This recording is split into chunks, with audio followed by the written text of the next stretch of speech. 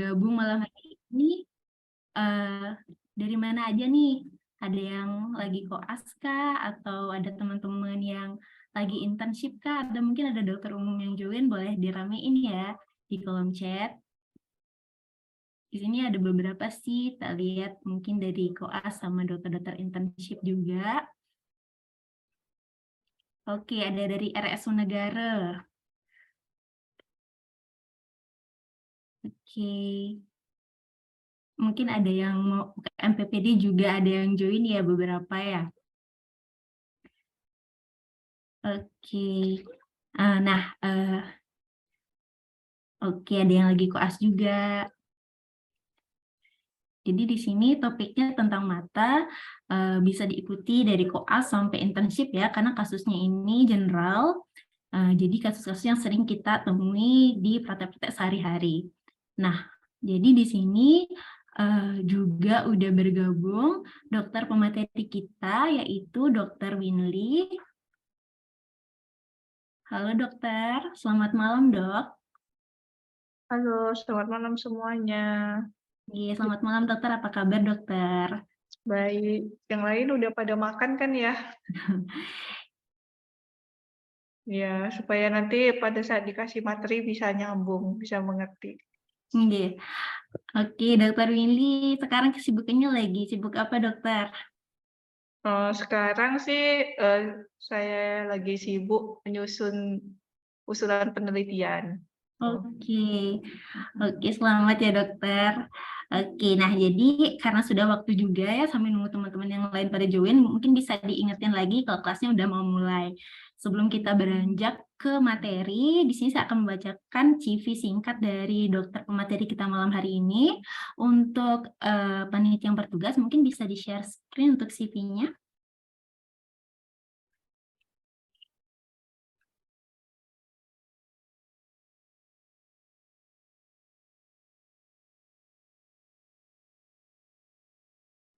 Oke, ini dia CV singkat dari dokter pemateri kita, yaitu Dokter Winly.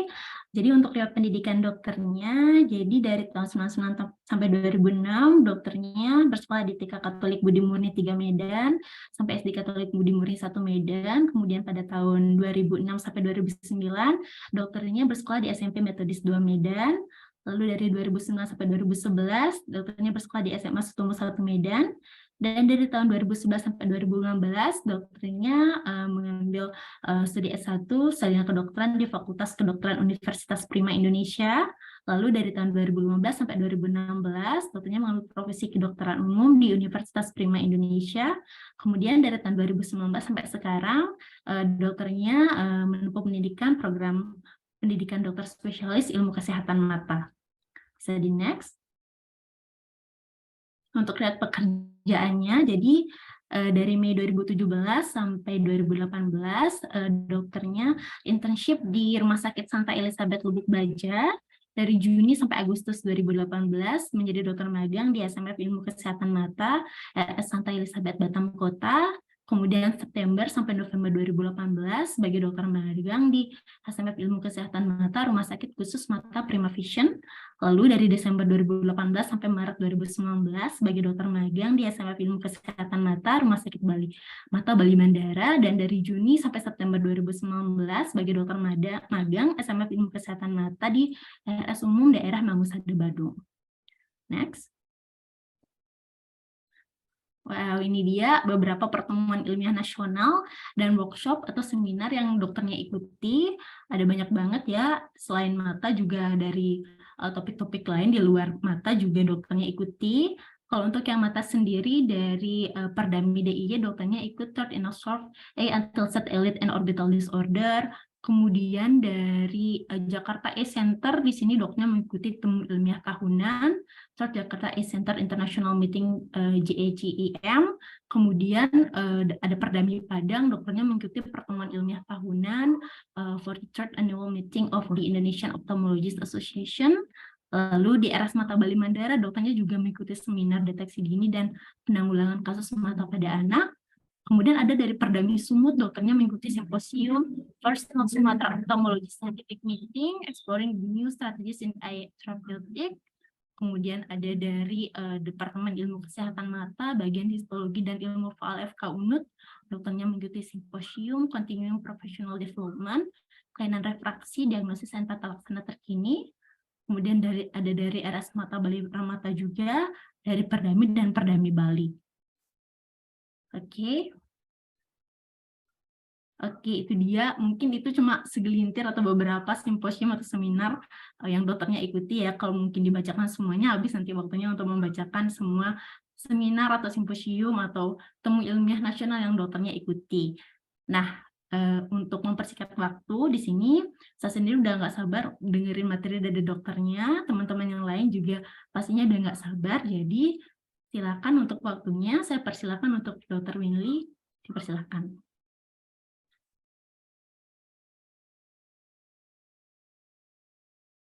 Ya, selamat malam semuanya. Saya sapa ulang ya, karena tadi baru sebagian dan ada beberapa nama yang mungkin saya kenal. Ini semuanya mau ujian ya, tapi kan sudah dokter. Jadi sudah rekan-rekan, terus juga mungkin beberapa ada yang sudah kenal karena sebelumnya pernah saya bimbing pada saat koas. Ya, jadi malam hari ini saya akan membawakan topik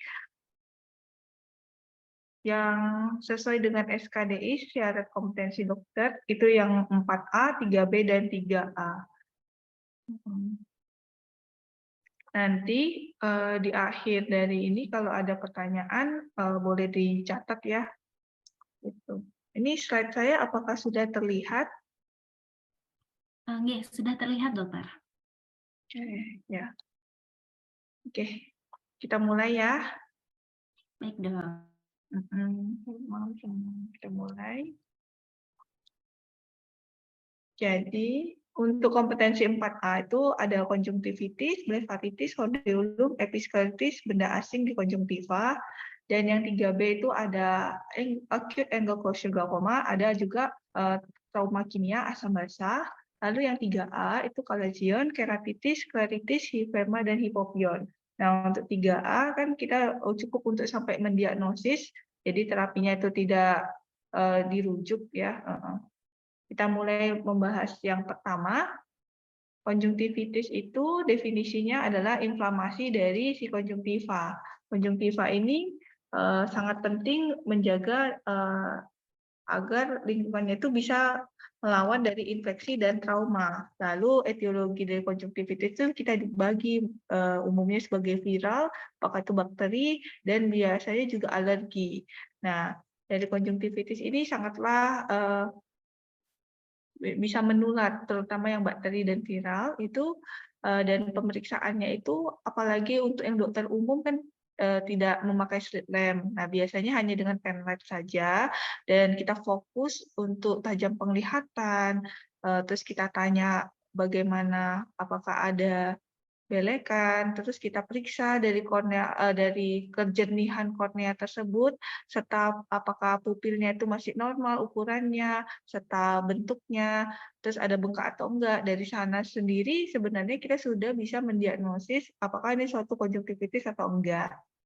Nah, kalau yang virus itu biasanya disebabkan oleh si adenovirus konjungtivitis, terus herpes simplex virus, herpes zoster juga. Nah, kalau yang alergi biasanya disebabkan oleh hipersensitivitas tipe 1, IgE reseptor, terus juga ini dibagi lagi, apakah kita harus tanyakan apakah si pasien ini mengalami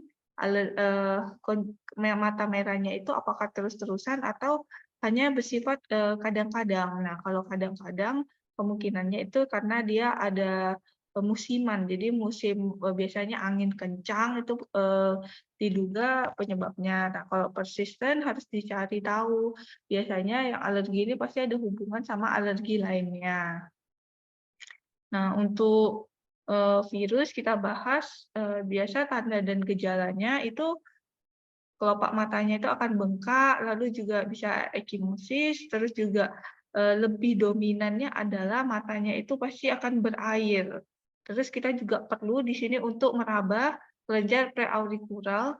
Nah, di sini tuh ada saya berikan di sini jangan dilupakan kalau Ini pemeriksaan fisik di bagian sini biasanya akan ikut bengkak juga. Lalu kornea, sebaiknya kita melakukan fluorescence test karena terkadang pasien itu akan mengucek-ngucek mata dan takutnya korneanya itu akan lecet. Nah, tadi kan kita katakan jangan lupa untuk pemeriksaan tajam penglihatan. Nah, tajam penglihatan itu sangat penting gitu. Nah, dari ini tajam penglihatan, terus juga tipe dari pusnya itu kita juga harus tanya, itu sangat penting gitu. Terus untuk penata laksanaannya itu cukup simpel, hanya dengan pemberian tetes mata, air mata buatan tuh wajib ya sebagai lubrikan, terus topikal antihistamin, terus juga vasokonstriktor. Nah, juga diberikan kortikosteroid untuk meredahkan peradangan mata merahnya. Nah, di sini itu kita bisa berikan kompres yang dingin, jadi supaya untuk menghindari gatal yang berlanjut dan juga supaya tidak begitu bengkak, jadi mengurangi bengkaknya bisa dengan kompres dingin. Nah, kita bilang ke pasien bahwa dikompres hanya dengan, jadi kita hanya menginginkan dinginnya saja, tapi tidak airnya itu jangan sempat masuk ke mata karena nanti akan memperparah dari si konjungtivitisnya. Jadi memang kita hanya menginginkan lingkungan yang dingin gitu. Mungkin bisa pakai handuk yang dibalut dengan es itu, atau pakai eye gel juga bisa.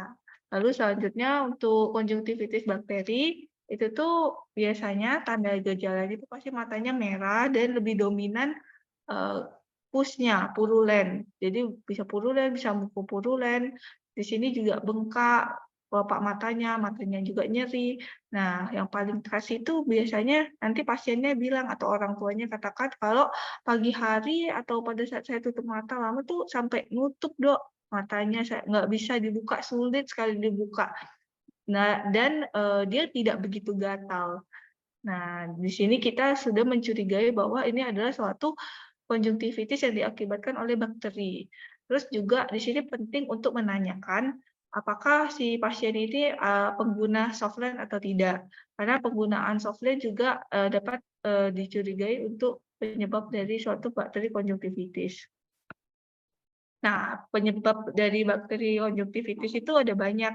Nah, yang paling sering itu pada anak kecil yaitu influenza, pneumonia, moraxella. Kalau pada yang dewasa itu Staphylococcus, terus Streptococcus, Haemophilus juga. Lalu pada pasien yang misalnya kita curigai dia itu aktif berhubungan seksual dan terutama dari segi pusnya itu dominannya itu sangat sangat banyak. Jadi kita bersihin, kita baru saja bersihin, pusnya keluar lagi, bersihin, keluar lagi. Jadi dia keluar-keluar terus dan nah kita perlu curigai dan kita perlu tanyakan untuk hubungan seksnya itu apakah bergonta-ganti pasangan atau tidak. Jadi untuk mencurigai apakah penyebabnya itu chlamydia atau gonore.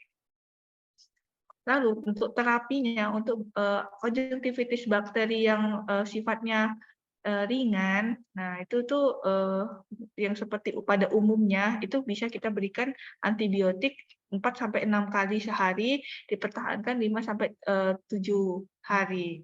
Lalu kadang diberikan juga antibiotik oral kalau misalnya ada hubungannya dengan faringitis, konjungtivitis, dan otitis. Nah, itu kita harus tangani juga penyebab utamanya apa.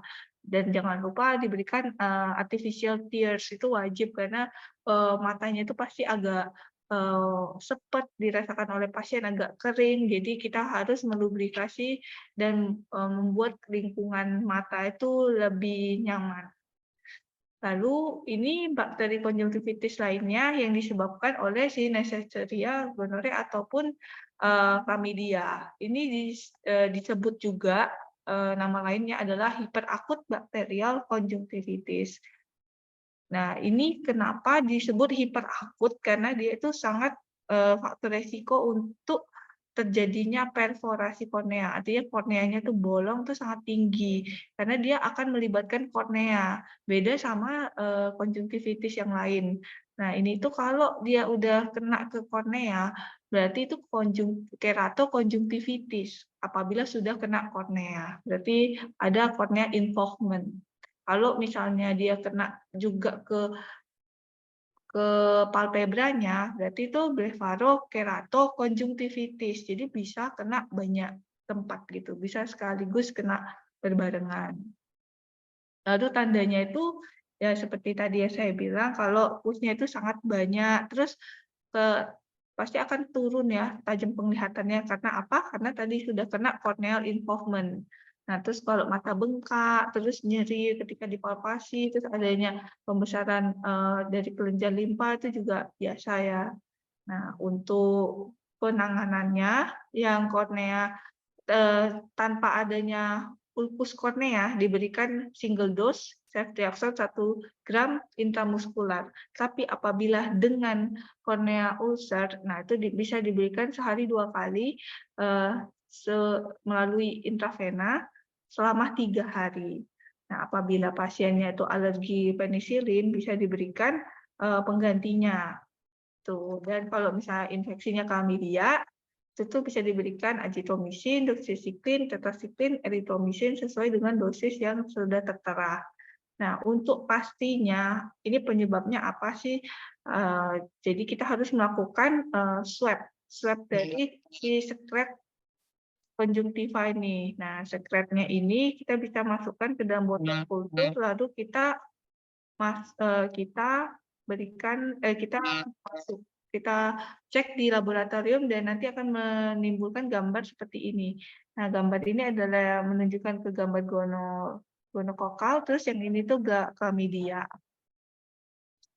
Lalu kita lanjutkan konjungtivitis itu nanti ada pembagiannya, ada pseudomembran, ada membran.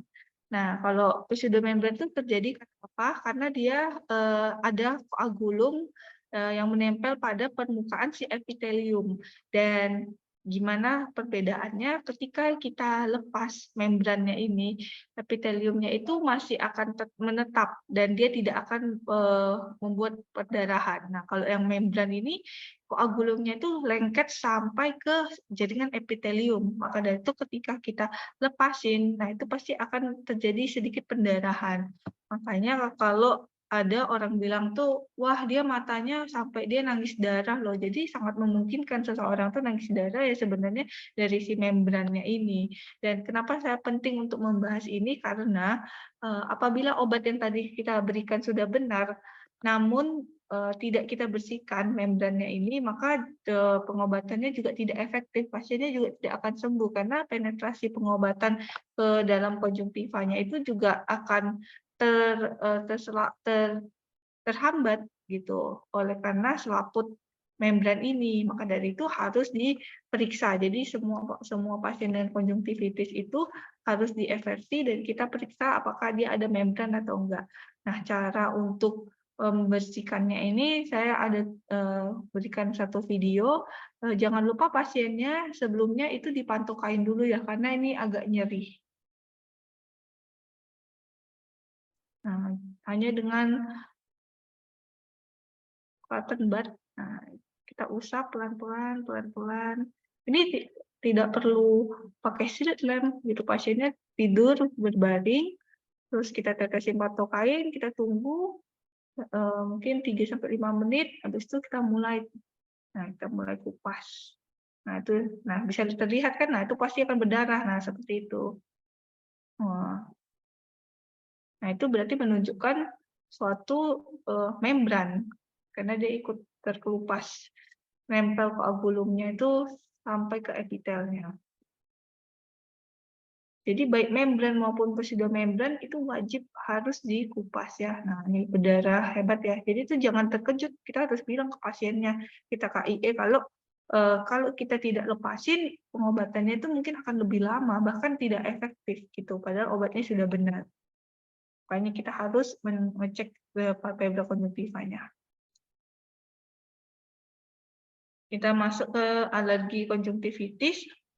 Nah, ini simptomnya itu pasti matanya bengkak, terus ada konjungtivanya juga bengkak, nggak hanya di kelopak matanya bengkak ya, tapi konjungtivanya juga bengkak, terus juga merah. Nah, dia itu lebih ke warna pink dibandingkan warna merah. Terus kalau kita cek tarsalnya itu kita balik, itu tuh mungkin menunjukkan ada gambaran papil. Papil itu seperti titik-titik kecil yang berada di tarsal. Tapi kalau ukurannya lebih dari 1 mm, dia akan seperti kita akan sebut itu sebagai cobblestone. Jadi bisa dilihat di Google bahwa cobblestone itu seperti batu-batu yang kita lihat di lantai yang ada di taman gitu. Jadi menyerupai si cobblestone ini. Lalu bengkak dari konjungtiva itu kita sebut dengan kemosis. Dan kadang juga ada namanya Horner transtandot. Nah, ini nggak selalu ada ya, tapi kalau ada gambarannya seperti ini, dia seperti di limbus. Terapinya bisa kita berikan topikal antihistamin, kita kombinasi juga dengan vasokonstriktor, jadi pembuluh darahnya kita buat mengecil, terus juga kita kasih oral antihistamin, bisa juga kita berikan topikal mast cell inhibitor. Lalu ada untuk mencegah, jadi kan mencegah pastinya lebih baik ya daripada mengobati. Kita bisa kasih tahu pasien untuk mencari tahu, coba diingat-ingat kembali sebenarnya kapan sih sebelum dia matanya merah, pasiennya ngapain. Mungkin dia bilang, "Oh, sebelumnya dia ada main-main, Dok, sama teman-temannya." Nah, terus kita lihat teman-temannya sendiri matanya semua merah nggak? Kalau teman-temannya semua merah dan dia juga ikut merah, berarti itu mungkin penyebabnya entah virus ataupun bakteri. Nah, kalau misalnya hanya dia saja merah dan memang anginnya kencang, ya udah kemungkinan dia itu mengalami suatu alergi. Apalagi misalnya kita tanya apakah ada riwayat alergi lainnya dari keluarga, mungkin dia juga ada asma dan lain-lain. Nah, itu kan makin mendukung ke arah suatu alergi konjungtivitis gitu. Jadi kita suruh pasiennya untuk memakai kacamata kalau memang penyebabnya itu, dan kalau penyebab lainnya juga harus dicari tahu. Kalau misalnya persisten tadi kan seperti tadi dibilang kalau ada debu atau tungau di rumah, nah berarti rumahnya harus dibersihkan gitu. Jadi supaya dia tidak memicu alergi dari konjungtivitis ini. Terus untuk mata merahnya, peradangannya juga bisa kita berikan steroid, ataupun kalau yang parah kita bisa kasih siklosporin. Nah, di sini adalah alur dari bagaimana kita menentukan ini penyebabnya apa. Konjungtivitisnya, apakah dia nyeri misalnya, cenderungnya sih tidak ya. Kalau mata merah dan dia nyeri, itu tuh berarti udah tanda bahaya, bukan konjungtivitis. Nah, kalau konjungtivitis dia tidak nyeri, terus kita harus tanya, apakah dia fotofobia? Fotofobia itu artinya silau. Kalau kita tanya pasien silau, Bapak Ibu silau nggak? Mereka mungkin kurang paham. Jadi kita harus mendeskripsikan silau itu seperti apa. Kita tanyakan pasiennya itu kalau lihat cahaya lampu atau cahaya handphone atau sesuatu cahaya yang normalnya orang normal itu melihat tidak silau, tetapi pada saat matanya merah sekarang dan dia itu mengatakan tuh silau, itu baru dikatakan fotofobia.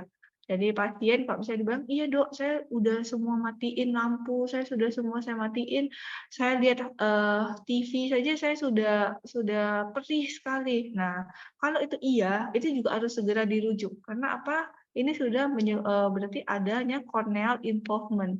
Sudah terlibat jaringan kornea, berarti itu keratitis. Dan kan kita takutnya tadi penyebab dari keratitis bisa kornea perforasi, makanya itu harus segera dirujuk. Nah, kalau misalnya tidak ada fotofobia, nah kita tanyakan lagi, apakah dia ada kabur?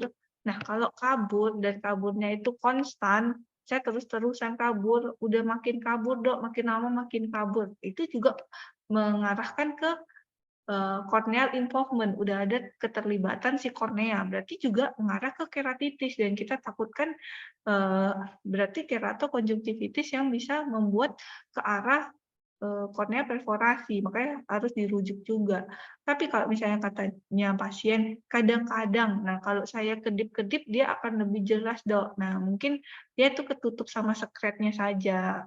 Nah terus kita tanyakan lagi, sekretnya itu seperti apa warnanya, terus konsistensinya, apakah dia hiperpuluren, kalau itu iya, dan didukung dengan tadi kita tanyakan dia riwayat untuk berganti pasangan seksual dan dia aktif, ya berarti kita mengarahkan ke gonokokal. Tapi kalau sekretnya itu mukopurulen, berarti kita ke bakteria konjungtivitis yang selain dari non gonokokal. Kalau sekretnya itu dia bening, nah dan lebih ke matanya tuh lebih ke berair, berarti dia, cenderungnya bisa aja si konjungtivitis yang diakibatkan oleh virus. Sorry.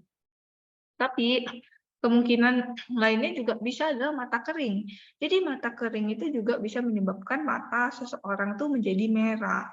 Dan kadang, dia juga belekan gitu, belekannya tapi di pagi hari terutama. Jadi itu normal. Belum tentu pasien yang misalnya tiba-tiba dia bilang, "Dok, saya sekarang, ada tahi mata nih pagi hari bangun." Nah, itu kemungkinannya itu bisa virus, bisa mata kering. Jadi jangan terlalu cepat kita kasihkan, kortikosteroid, apalagi kita curiga ini virus kan. Jadi kita harus benar-benar tanyakan. Nah, kalau dia dominannya itu gatal, berarti dia lebih ke alergi, konjungtivitis alergi. Nah, mata kering juga bisa gatal gitu. Jadi bisa banyak gitu, bisa banyak. Tapi dari alur ini akan membantu bagaimana kita mendiagnosa suatu konjungtivitis. Lalu, kita juga penting untuk meng-KIE pasien kalau, harus sering cuci tangan. Karena, terutama sebelum memakai obat. Nah, jadi supaya matanya itu tidak menular, apalagi misalnya hanya kena mata kiri, nanti kalau tidak bisa kena ke mata kanan gitu. Terus juga jangan berbagi handuk ataupun misalnya alat-alat kosmetik, karena dari sana itu juga bisa berbagi kuman. Misalnya ternyata, dia kena, konjungtivitis atau blefaritis itu dari temannya gitu, karena, "Oh ya kemarin saya pinjam maskara teman saya Dok," gitu. Nah bisa. Terus, eee, jangan ada kontak langsung dengan mata merah ini gitu. Terus kalau berjabat tangan, walaupun kita harus berjabat tangan sama mata seseorang yang mata merah, ya segera kita lakukan cuci tangan gitu. Terus juga ini untuk instrumen disinfeksi itu adalah terutama pada, kita yang memeriksa pasien, terus, kita memakai alat yang sama misalnya penlight atau apa, walaupun kita tidak bersentuhan, tapi takutnya kita akan, tetap akan ada, kuman yang bisa, bertransmisi. Maka sebaiknya antar pasien tuh kita disinfeksi lagi dengan alkohol, gitu. Nah terus kalau kalau dia bengkak, lebih sering kita sarankan untuk kompres dingin. Nah, untuk meredahkan bengkaknya tersebut. Ingat, hanya dinginnya yang diinginkan, bukan airnya sampai masuk, karena itu akan memperparah dari konjungtivitisnya, karena air sendiri juga mengandung kuman, gitu. Terus kita juga harus berikan air mata buatan, supaya pasiennya itu lebih nyaman. Terus kalau pada pasien yang sekretnya sangat banyak, nah biasanya kan kita tuh di rumah tuh, pasien kita kasih obat, terus dia kan di rumah harus menjaga juga, higienitas dari si kelopak matanya. Nah, kalau kelopak matanya tidak dibersihkan, ya sama saja, misalnya dia terus-terusan keluar keluar sekret, nah kita kasih obat tapi sekretnya tidak dibersihkan dengan baik, ya tidak akan sembuh juga. Maka dari itu biasanya kita pasti saranin, nanti dibersihin juga ya Bu di rumah pakai sabun. Nah, sabunnya itu nggak usah banyak-banyak, hanya cukup sedikit saja, hanya untuk fungsinya untuk membersihkan si kelopak mata tersebut. Jadi supaya supaya dia bisa mendilusi, kotoran-kotoran sekretnya itu dengan air hangat gitu, nggak apa-apa pada saat bersihin ini, ditaruh sabun, ditaruh di dalam air, terus kita ambil kasa, nah kita press, terus kita, kompres sebentar, suruh pasien, habis itu kita lap, gitu. Tapi sekali pakai aja, habis itu harus buang. Untuk yang kedua harus pakai kasa yang baru lagi, gitu, seperti itu. Diulangin sampai dia benar-benar bersih. Kalau misalnya sulit, apalagi di sela-sela bulu mata, kita bisa menyarankan pasien untuk memakai cotton bud. Nah, kita celupin di baby shampoo tuh baru digosok-gosok cotton bud-nya di sela-sela bulu mata. Pokoknya harus sampai bersih. Nah, kalian juga kalau ketemu pasien yang higienitasnya itu kurang, tugas kalian adalah pada saat kalian bertemu dengan pasien dan kalian, ketemu dan itu sudah jorok, sangat-sangat jorok, sangat-sangat banyak sekretnya itu sampai kering jadi krusta, tugas kalian adalah membersihkan sampai benar-benar bersih sebelum pasiennya itu pulang. karena itu akan membantu penyembuhan dari si konjungtivitis ini gitu. Jadi kita udah pastikan semua sekret-sekretnya, kustanya itu dibersihkan dari luar, di dalamnya juga kita pastikan membrannya itu juga sudah tidak ada gitu. Membrannya baik membran maupun pseudomembran itu kan juga mempengaruhi pengobatan gitu. Jadi kita benar-benar secara holistik kita KIE, kita bersihkan. Nah, jadi kita bilang sama pasiennya bahwa Bapak, Ibu, ini kita sudah bersihkan dan tugas Bapak, Ibu di rumah adalah menjaga agar tetap bersih seperti ini dengan cara-cara yang tadi saya jelaskan dan juga ditetes obatnya gitu. Ditetesnya juga tadi 4-6 kali kalau misalnya yang untuk yang akut. Nah, jadi kalian dokter umum sekalipun sebenarnya bisa menangani konjungtivitis, tidak perlu dirujuk ke dokter mata gitu. Jadi dengan seperti ini saya harapin kalian sudah bisa menangani pasien konjungtivitis dengan PD ya. Tuh. Oke, kita lanjut ke topik selanjutnya yaitu blefaritis. Blefaritis itu adalah definisinya adanya inflamasi pada si kelopak mata di perbatasan kelopak mata. Itu dibagi lagi anterior dan posterior. Kalau anterior blefaritis tuh murni hanya di kulitnya aja, lalu di tempat tumbuhnya bulu mata, di folikel-folikel bulu mata, biasanya disebabkan oleh Staphylococcus. Nah, kadang juga pasien yang dermatitis seborrheic, yang dia gatal, garuk-garuk, nah itu dia bisa tuh jatuh. Nah, itu seborrheic bisa menyebabkan matanya bengkak juga, blefaritis juga.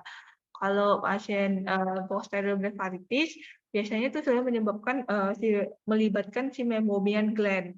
Dan di sini tuh etiologinya itu masih belum jelas. Yang jelas yang kita ketahui sampai saat ini adalah bakteri dan juga inflamasi itu berperan untuk terjadinya suatu blefaritis. Blefaritis ini sedikit matanya merah, tapi itu hanya kelopaknya saja. Jadi pasien tuh kadang tidak mengerti. Dia tuh datang hanya bilang mata saya merah dok. Padahal ternyata kita lihat kan konjungtivanya aman nggak? Ternyata kan ini konjungtivanya putih, berarti kan dia aman. Berarti dia hanya sekedar blefaritis murni gitu. Tapi kalau tadi sudah terlibat konjungtivanya, berarti blefarokonjungtivitis. Nah, kalau memang sudah melibatkan konjungtiva, sebaiknya kan tadi kita kasih obat tetes mata. Nah, kalau hanya murni blefaritis, bisa kita kasih salep itu.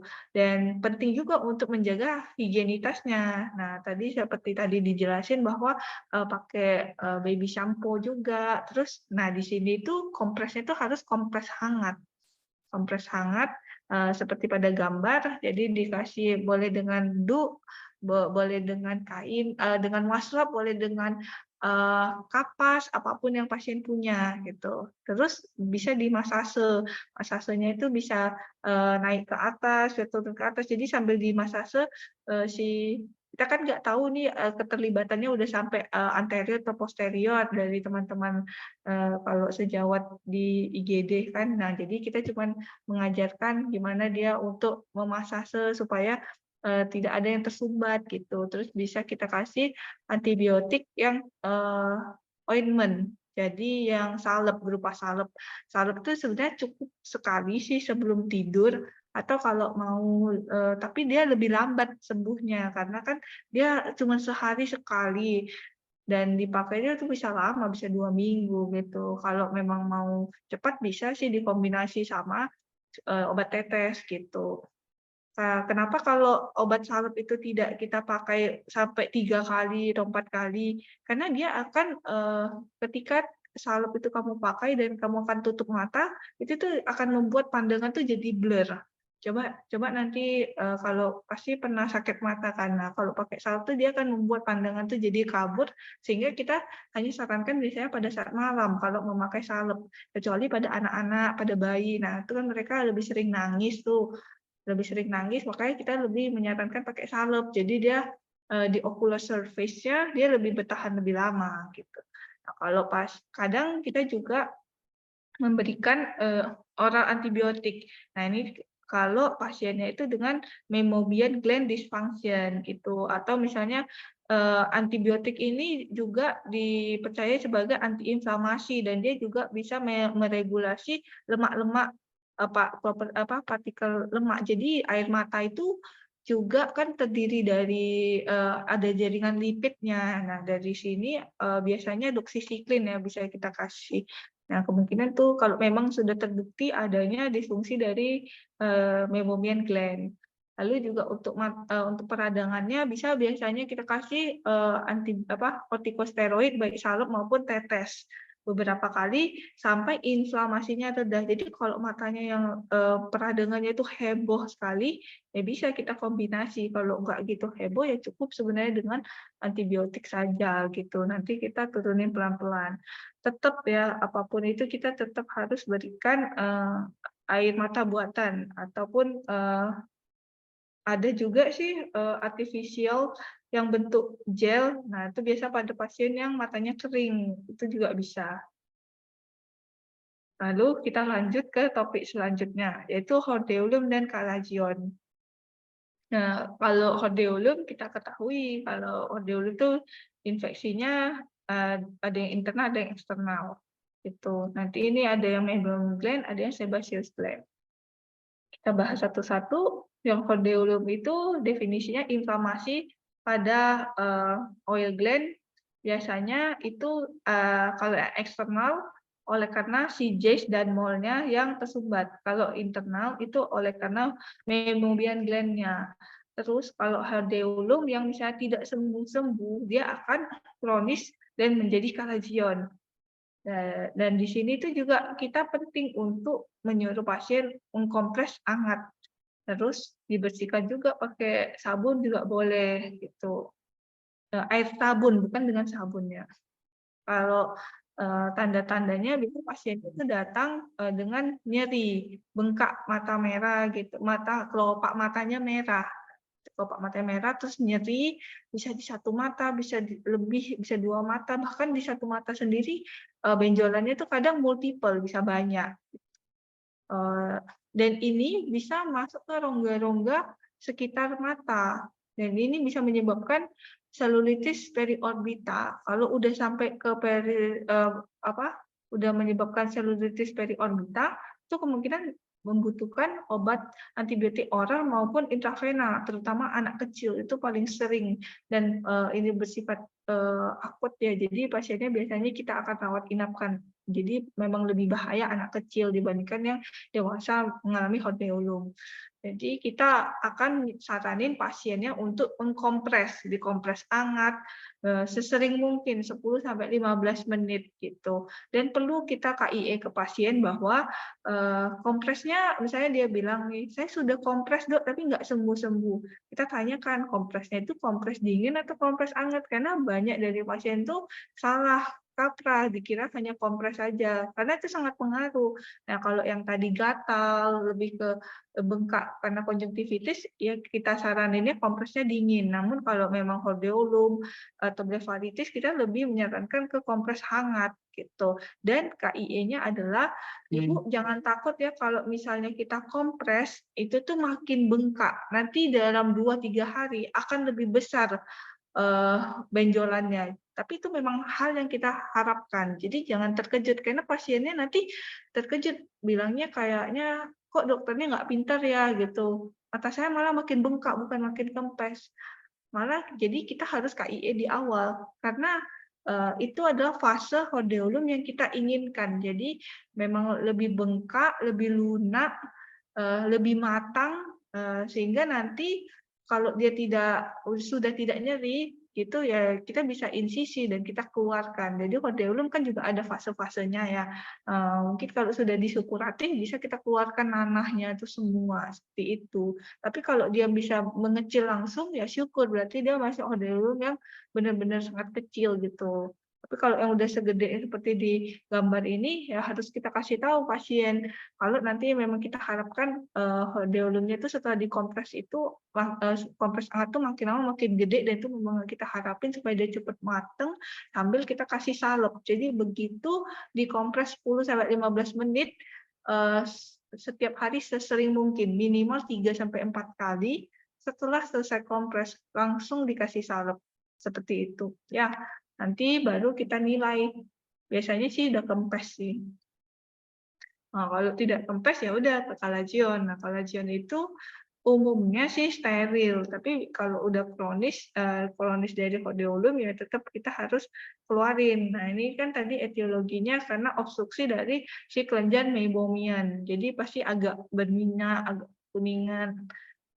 Sama treatment-nya itu tetap pasien itu kalau pertama kali datang ke kalian kan pasti kita tanyakan itu, ke kita semua kita tanyakan, "Ibu, ini benjolannya masih sakit nggak?" Gitu. Kalau masih sakit ataupun tidak sakit, walaupun misalnya kita sudah bilang ini kalajion, pasien tuh cenderungnya tidak mau langsung operasi. Jadi kan insisi drainase itu termasuk operasi kecil, walaupun kita bisa lakukan di IGD sekalipun, ataupun di ruang praktek poliklinik sekalipun.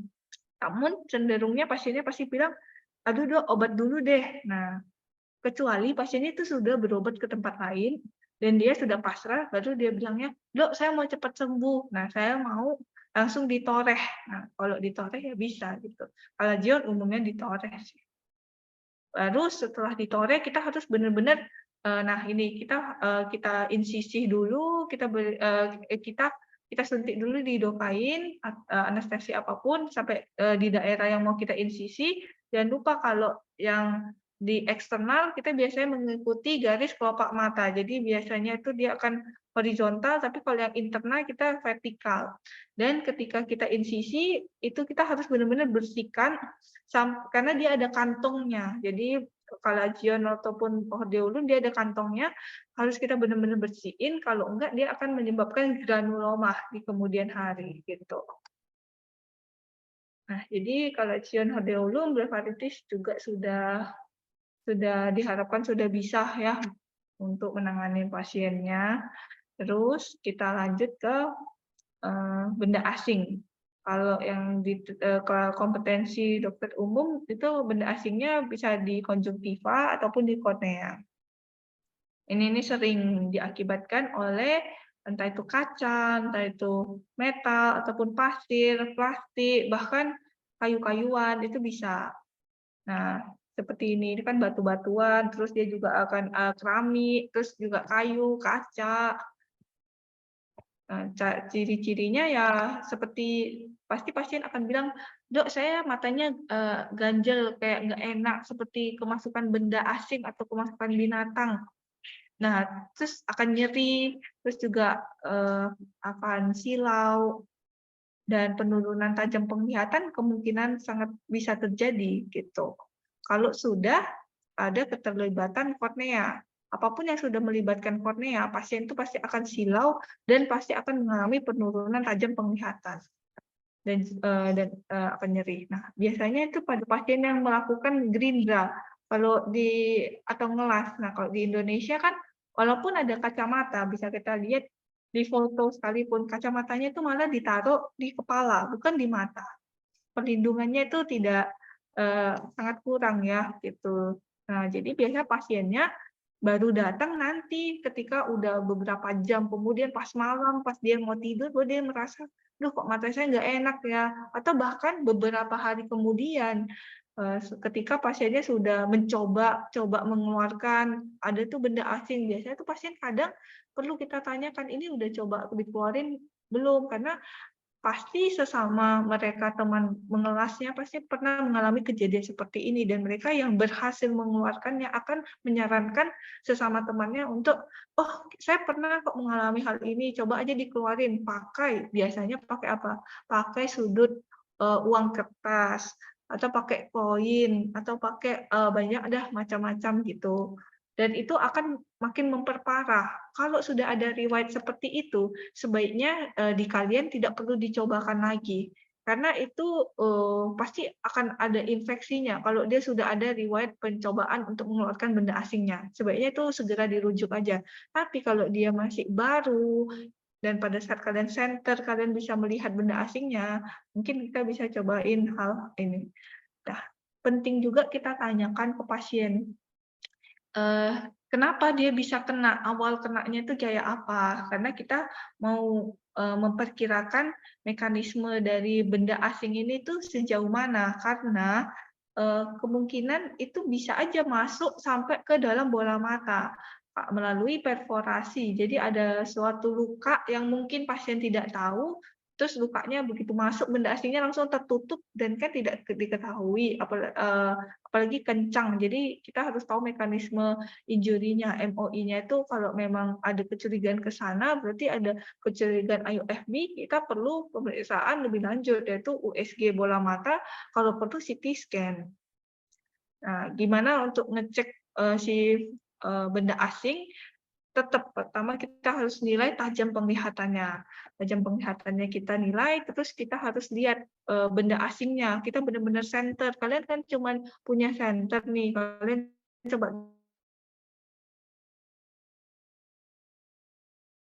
lihat dari kiri, dari atas, dari kanan, bawah. Kalian masuk. Kalau memang benar-benar hanya superficial, ya bisa kalian cobakan.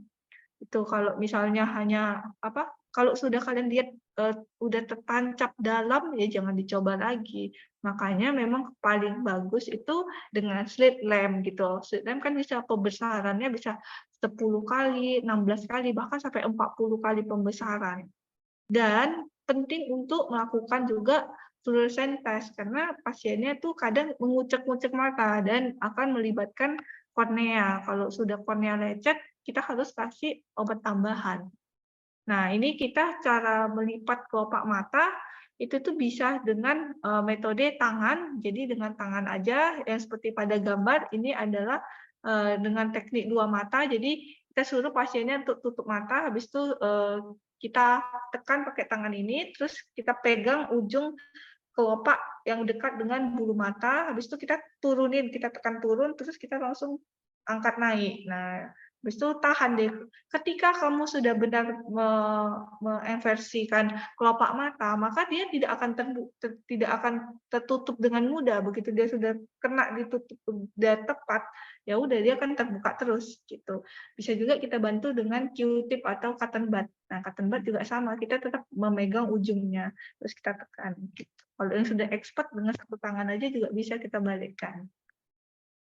Nah, kenapa penting? Karena ternyata benda asingnya itu mungkin saja ada di kelopak mata gitu. Dan di kelopak mata ini ternyata misalnya kita bersihin ini di korneanya, ternyata masih ada nyangkut di dalam kelopaknya. Terus dia menggesek-gesek kornea.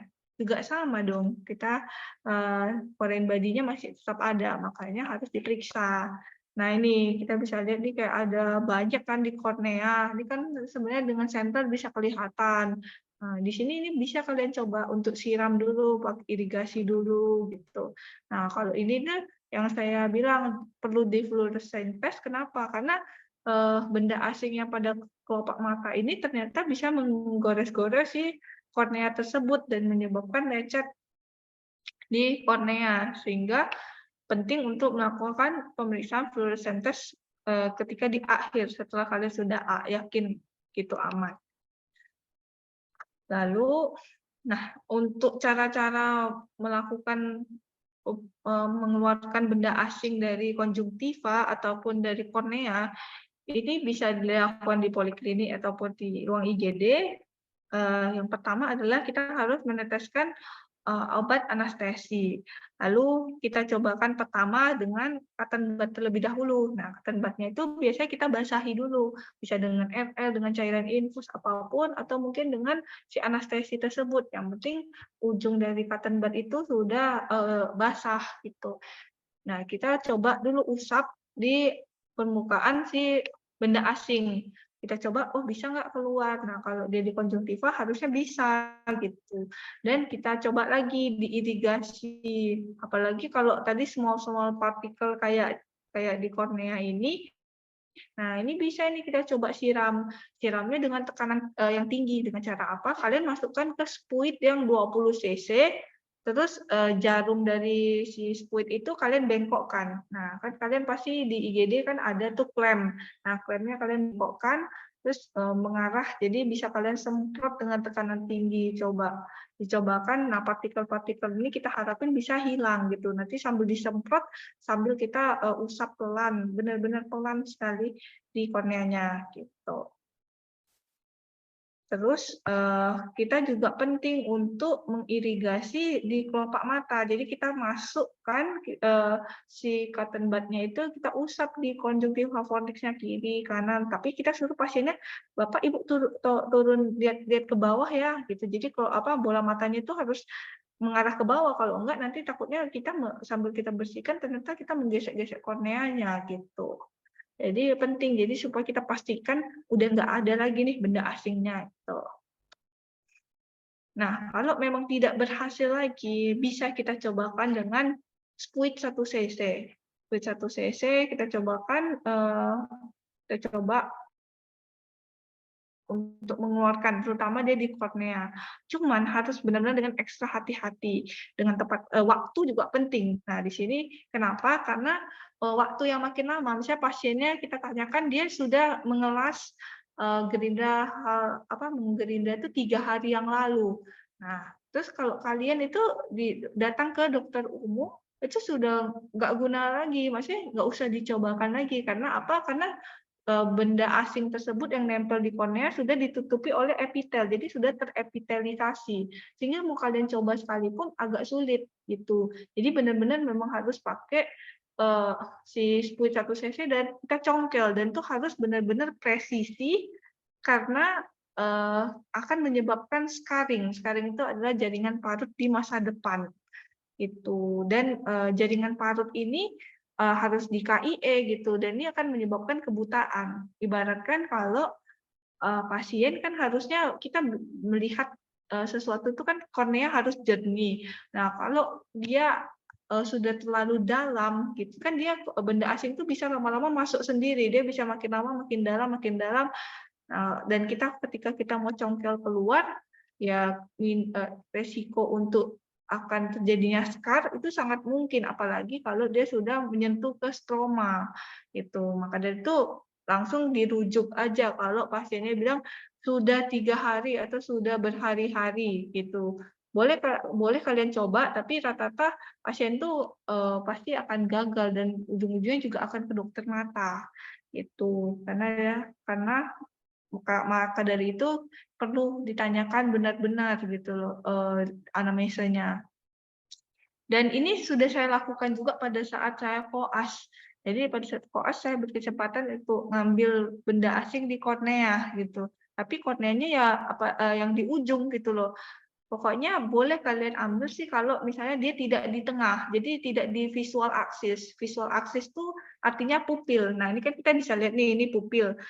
Nah, kalau dia ada pupilnya, berarti dia di pupil ini jangan diambil kalau udah di pupil, karena dia akan membuat visual aksisnya akan berubah. Maksudnya kalau kita congkel terlalu dalam, nah itu bisa menyebabkan scar jaringan parut. Tapi kalau di ujung-ujung boleh kalian cobakan, nggak apa-apa sambil kalian semprot, kalian coba aja dicongkel dengan halus pelan banget. Kalau kalian tremor, mending jangan. Tapi kalau kalian yakin aman, apalagi kalian di daerah nanti, ya udah bantu aja, coba dibantu. Kalau memang nggak bisa, ya udah baru rujuk gitu. Dan ini tuh bisa juga, saya juga pernah menemukan di pasien bayi. Dia baru 3 bulanan, jadi dia otonan. Sejak dia otonan, dia tuh matanya berair terus, kan nangis terus tuh baby. Orang tuanya nggak paham kenapa. Pada saat dibawa di IGD ternyata dia tuh dimandi-mandiin ada bunga yang masuk ke konjungtiva fornixnya gitu. Ini tuh gampang. Jadi pasiennya kita tahan, pasiennya kita bedong. Habis itu tetes anestesi, kita ambil pakai cotton bud yang basah sudah dianestesiin, kita angkat aja bunga-bunga itu, udah deh, udah selesai. Gitu. Jadi jangan ragu kalau memang kalian yakin ini bisa kalian lakukan, ya tanganin aja. Itu tuh kompetensi dari kalian juga gitu. Terus setelah kita udah angkat benda asingnya, ya kita kasih obat antibiotik gitu. Dan kalau memang dia ada berhubungan dengan besi, nah kita boleh menyarankan pasien untuk melakukan imunisasi tetanus gitu, injeksi. Terus Kalau kalian ragu, misalnya kalian udah bersih nih matanya, terus kalian KII aja, kalau dalam 3 hari masih nggak enak, saya sarankan nanti berobatnya langsung ke dokter mata ya, gitu.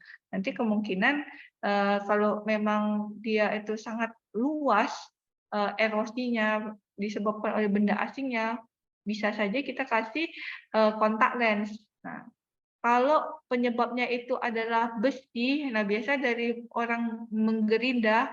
Nah, apalagi, sudah lama. Nah, dia 4 sampai 6 jam saja dia akan membentuk suatu ring seperti ini. Itu tuh sangat sulit. Nah, itu residen mata sekalipun, yang junior ketika ngambil pasti tidak akan bersih. Jadi memang di sini tuh adalah tingkat kesulitannya. Untuk mengambil benda asingnya itu kita congkel sih cepat ya, mungkin dalam 1 kali congkel bisa hilang, tapi kita harus membersihkan si ringnya ini yang akan sulit dibersihkan, apalagi kalau pasiennya udah lama gitu. Terus kalau pasiennya misalnya kena tanah, kena tanam-tanaman, atau misalnya kegores, kaktus, ada aja pasien itu kena, daun-daunan, misalnya dia lagi, berkebun, terus dia lagi ngambil sesuatu, jatuh daun masuk ke mata. Nah, itu juga kemungkinan bisa menyebabkan, infeksi di kemudian hari. Jadi harus ditanyakan dia mekanismenya itu kan seperti apa. Nah, ini yang saya bilang tadi, kontak lens. Jadi kalau memang dia sangat nyeri dan dia ada menggores terlalu banyak, pasien tuh kurang nyaman. Dia akan silau, akan pedih setiap kali buka mata. Nah, si kontak lens ini berfungsi sebagai, mengurangi gesekan ketika mata berkedip. Jadi ketika kita mengedipkan mata, itu tuh akan terasa perih. Nah, karena apa? Karena kornea itu sangat banyak, paling banyak, nervus, saraf-sarafnya, sehingga kalau dia ada lecet sedikit, dia akan menyebabkan nyeri. Dan, di sini itu kita bisa kasih kontak lens. Nah, ini biasa udah ke dokter mata sih. Dan pasti timbul pertanyaan, kalau pakai kontak lens, itu emang aman ya, Dok? Bukannya kontak lens itu juga bisa menyebabkan konjungtivitis ataupun infeksi kornea, keratitis? Bisa, tapi ini makanya ini kontak lens yang berbeda. Ini disebut therapeutic kontak lens. Dia malah melindungi dan pori-porinya itu gede, jadi bisa ditetesin obat dan di bawah tidur. Jadi ini bisa dipakai selama 1 minggu sampai 2 minggu, tergantung mereknya. Jadi kalian mungkin nanti bisa, biar kalian sekedar tahu ya, kalau ternyata ada loh kontak lens yang memang bisa dibawa tidur. Nah, dibawa tidur terus ditetesin, bisa obat-obatnya itu masuk, makanya itu. Kita lanjut ke episkleritis dan skleritis. Lalu kalau episkleritis itu adalah inflamasi pada jaringan episklera. Biasanya itu dia akan sembuh sendiri, namun penyebabnya itu bisa dihubung-hubungkan dengan penyakit sistemik seperti rheumatoid arthritis, terus juga mungkin ada TB, ada penyakit gout arthritis gitu. Jadi banyak, bisa juga karena toksoplasmosis. Nah, biasanya pasien itu datang di usia 20 sampai 50 tahun, terus mengeluhkan, "Dok, mata saya merah." Bisa sakit, bisa enggak sakit. Nah, jadi episkleritis itu juga ada yang nodular, ada yang simpel. Kalau yang nodular, dia itu biasanya akan timbul. Jadi dia di jaringan episkleranya itu ada sesuatu yang nimbul, nonjol. Kalau yang simple episkleritis, hanya di pembuluh darahnya aja yang merah gitu. Biasanya bisa kita kasih, NSAID, dengan dosis ini dan obat tetes steroid, yang paling sering itu adalah pipret. Nah, ketika dia sudah meredah merahnya, ya udah kita stop atau kita turunin perlahan, tuh.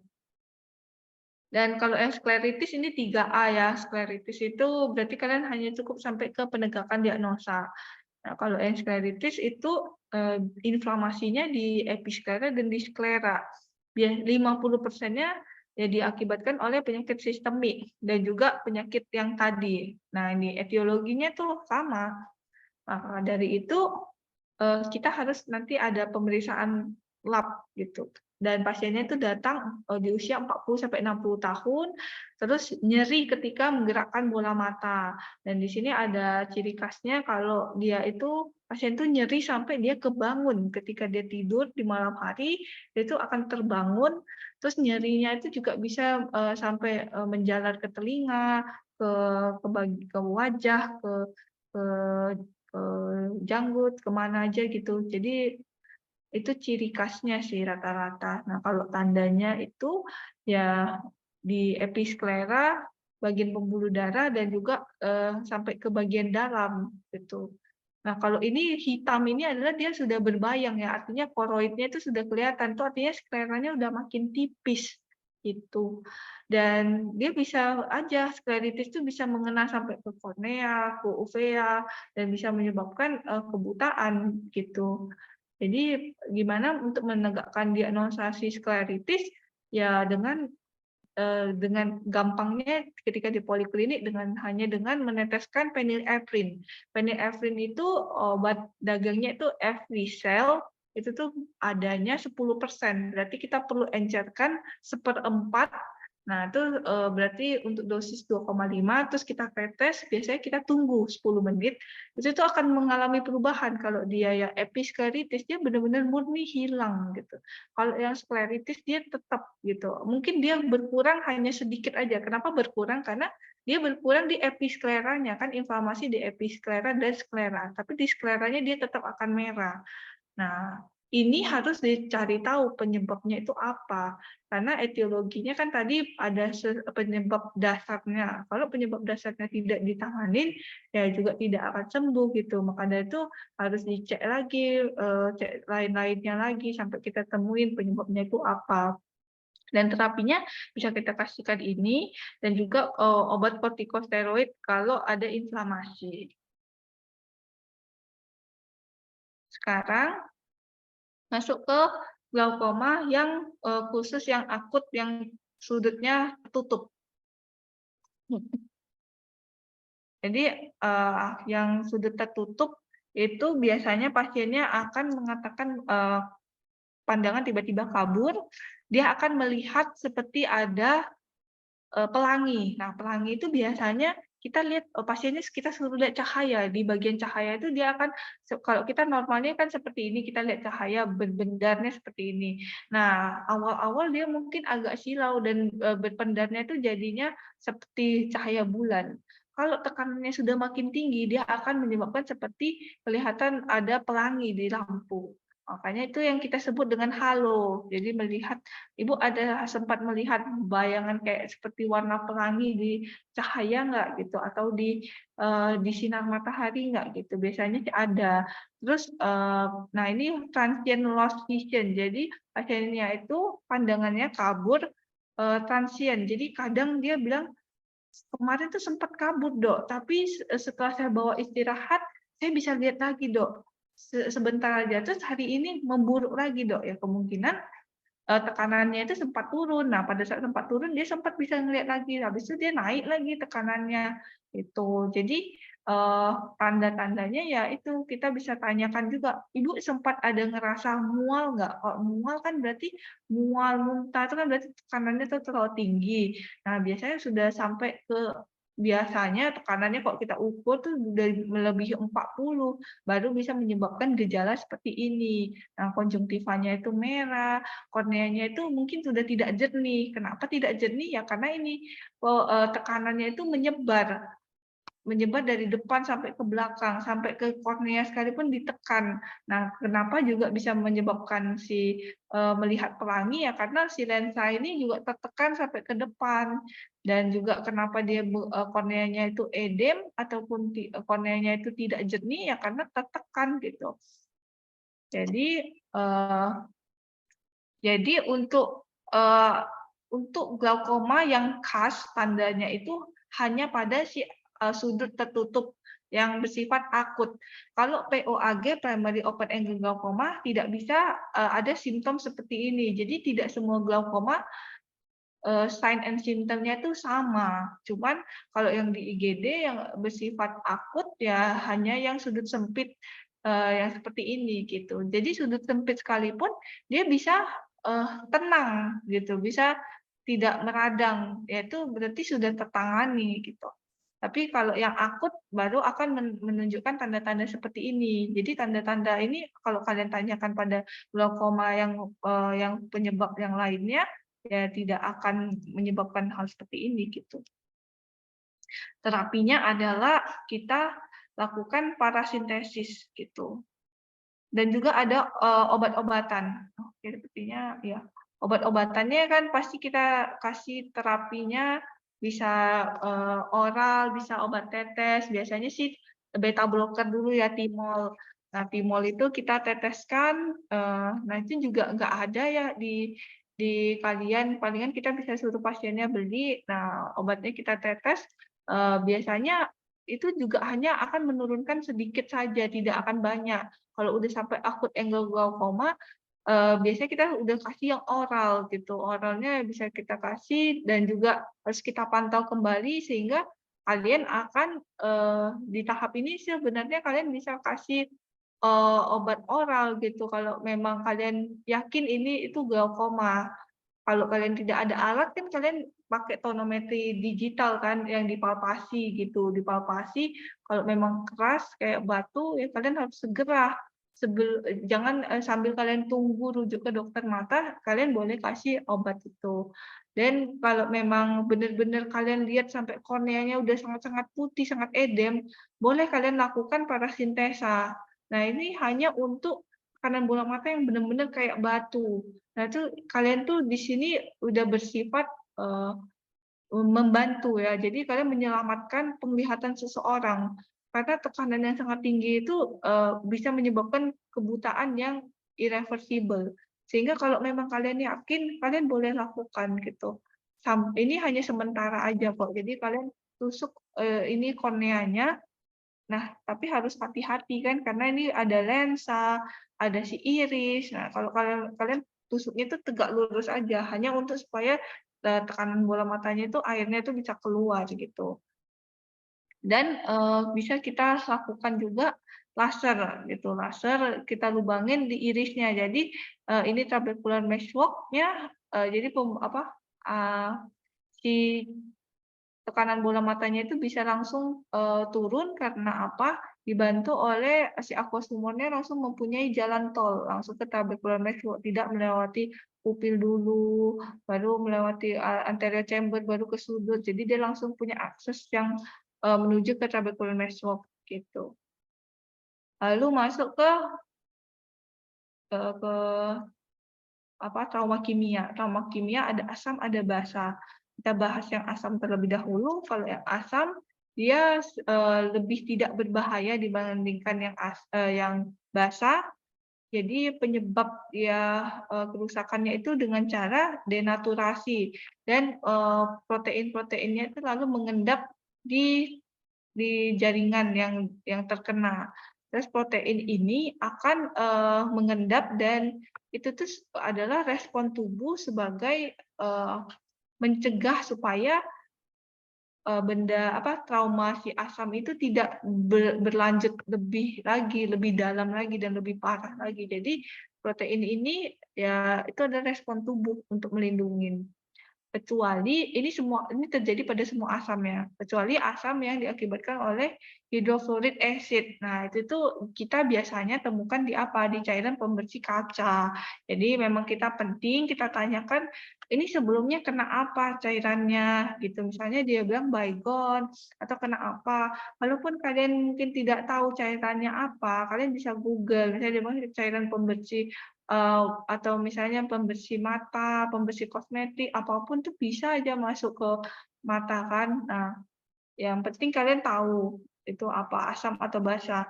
Kenapa? Karena yang basa itu dia akan lebih parah, menyebabkan kerusakan yang lebih parah oleh karena dia mempenetrasi lebih dalam.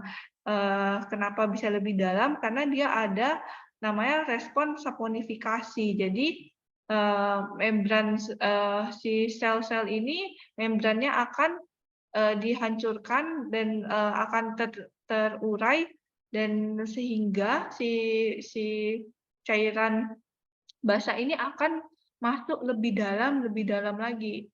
Walaupun sudah kita bersihkan, sudah ditanganin, dia tetap akan melakukan saponifikasi dan akan merusak jaringan lebih dalam dibandingkan si penyebabnya si asam gitu.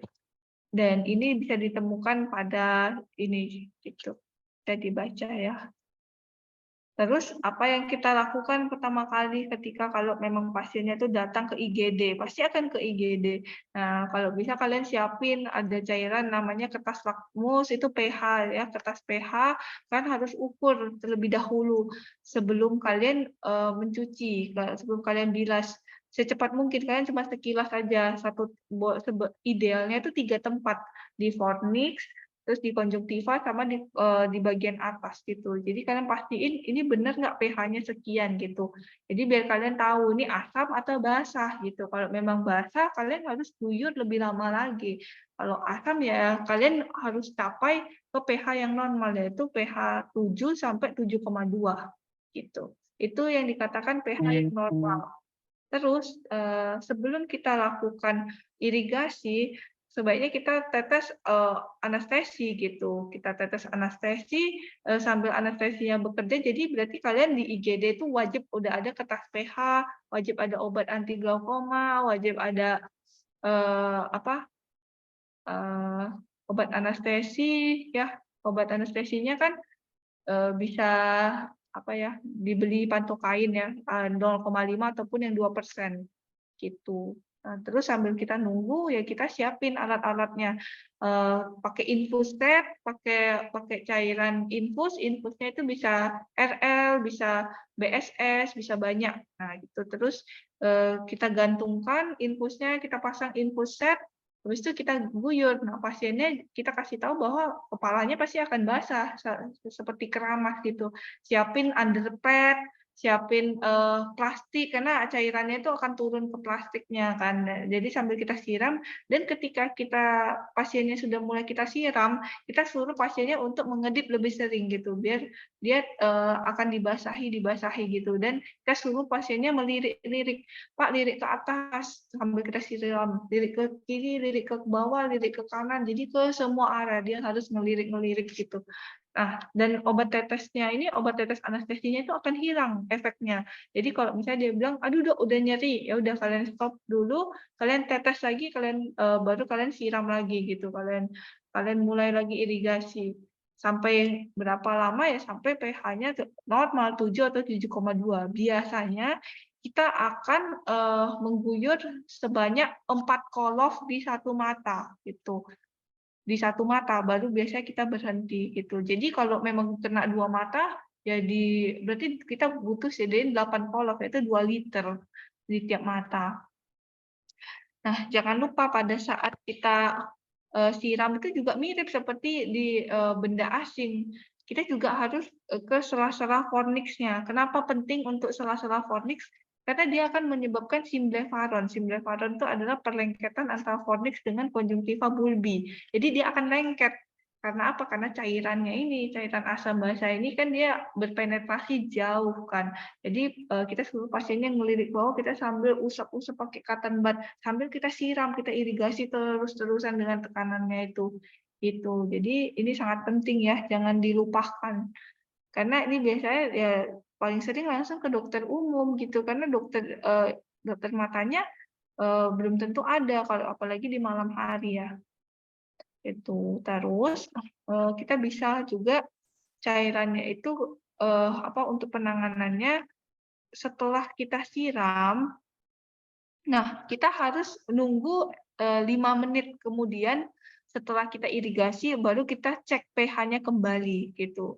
Jangan langsung gitu. Jadi dia butuh waktu. Tuh. Setelah itu kita baru mengakses. Sebaiknya sih kalau memang kalian sempat, kalian tadi pasti awal assess-nya, tapi kan kita mau cepat, kita memang harus kita melawan waktu ya. Jadi kita harus secepatnya setelah pH-nya sudah normal, baru kalian cek benar-benar ini sedalam apa sih kena jaringannya udah sampai mana gitu. Terus tekanan bola mata juga harus dicek idealnya gitu. Tapi kalau memang nggak ada ya udah gitu. Dan terapinya biasanya kita kasih kortikosteroid. Kenapa kita kasih kortikosteroid? Ya karena untuk peradangan ya pasti akan merah kan, terus juga antibiotik, terus juga antibiotik lebih disarankan salep. Kenapa? Karena salep itu selain untuk ada efek untuk antibiotiknya, dia untuk menangani infeksi dia juga bisa melubrikasi gitu. Terus juga tetap kita kasih artificial tear, terus juga vitamin C gitu. Vitamin C itu dia akan merangsang pertumbuhan kolagen, dan kalau misalnya terlalu parah apanya traumanya, entah asam atau basah, kita bisa melakukan transplantasi si jaringan amnion, yaitu seperti kayak gini. Nah, ini udah dirujuk ke dokter mata gitu. Jadi ditempel jaringan amnion, terus tempel, terus dijahit gitu. Ada juga yang nggak pakai dijahit, ditempel aja, tergantung di masing-masing rumah sakit gimana. Nah, ini biasanya kita pakai pakai Roper Hall klasifikasi ataupun pakai pakai 2. Jadi ada banyak yang klasifikasi. Di sini tuh untuk menilai apa sih? Untuk menilai prognosisnya, apakah dia baik ataupun dia misalnya buruk. Jadi kita bisa bilang, "Pak, misalnya dari pemeriksaan yang saya dapatkan, ini tuh sudah sampai misalnya ke korneanya tuh semua sudah putih, jadi sudah ada iskemik, jadi di limbusnya." Nah, ini kan limbus, kita bisa lihat limbusnya itu sampai juga udah kena sampai setengah limbus, kemungkinan ini sangat buruk sih prognosisnya Pak untuk ke depannya gitu. Jadi saya saranin segera ke dokter mata gitu, sambil emang udah kalian kasih penanganan yang awal, ya udah gitu. Jadi memang penting untuk KIE, jadi biar dia tidak terkejut gitu. Dan takutnya pasiennya itu merasa sudah sembuh dan dia nggak ke dokter mata lagi. Kan jadi kalian harus penting kalian bilang, "Ini saya cuma kasih penanganan utama, tapi Bapak harus ke dokter mata." Karena apa? Karena untuk menilai prognosisnya, terus juga melihat tekanan bola matanya, karena juga bisa akan glaukoma kan, gitu.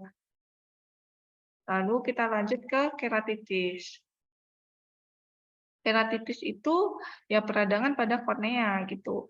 Biasanya itu nyeri, merah matanya, terus juga fotofobia. Fotofobia itu silau berarti, terus bisa aja disertai dengan sekret, bisa aja enggak. Yang jelas dia pasti akan nyeri, pasti akan penurunan tajam penglihatan, pasti akan silau. Itu trias dari keratitis. Harus ada 3 ini baru kita katakan dia keratitis. Bisa disebabkan oleh jamur, virus, bakteri gitu. Tapi keratitis yang paling sering disebabkan oleh menyebabkan ulcerasi kornea, yaitu 80% diakibatkan oleh bakteri. Jadi kalau kalian cari di literatur luar negeri, di buku, dimanapun sebenarnya nggak ada yang namanya keratitis.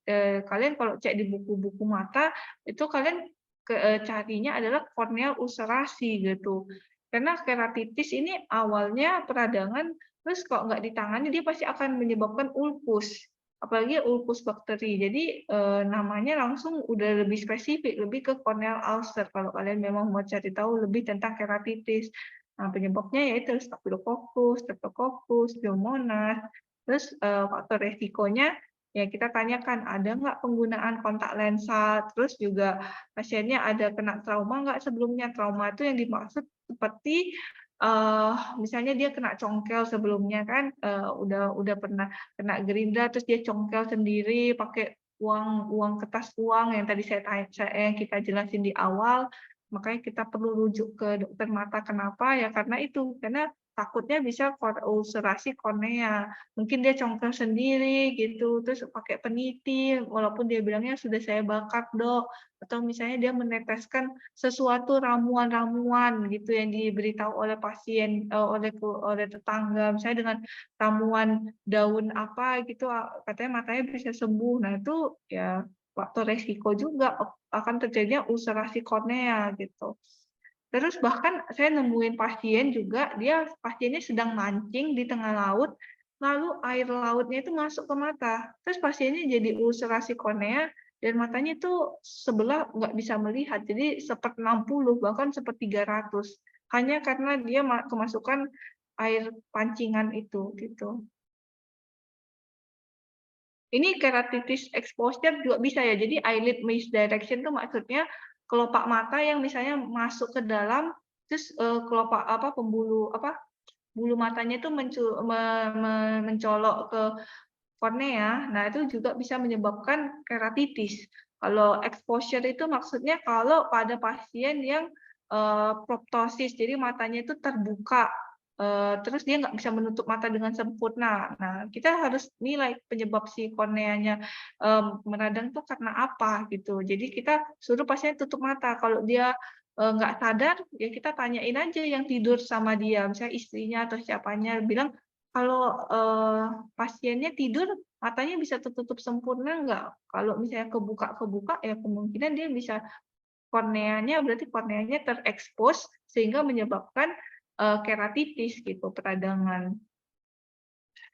Jadi dari anamnesa itu kita sudah bisa menegakkan gitu keratitis tuh. Jadi dengan detail history, terus juga kita harus melakukan fluoresensi, bahkan kalau perlu kita scraping. Apa itu scraping? Jadi kita ambil jaringan epitel-epitelnya dengan blade. Jadi pakai pakai pisau yang steril, kita kerok, terus kita taruh dilakukan pemeriksaan di lab biar kita ketahui penyebabnya itu apa. Itu yang bisa dengan pasti penyebabnya apa.